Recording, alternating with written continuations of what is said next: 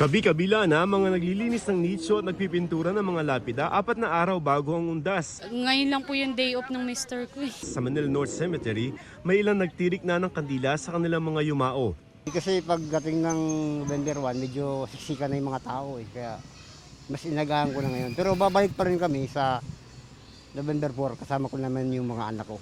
Nakapwesto na sa on-site command post ang pulisya na magbabantay hanggang November 4.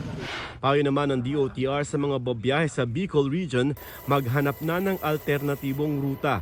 Inaasahan nilang nasa 1.5 million ang mga sasakay ng bus ngayong linggo para sa undas. Ang DPWH naman sinimula na ang pagsasaayos ng mga kalsadang sinira ng Bagyong Christine. Nireactivate rin ang lakbay alalay para sa mga motorista.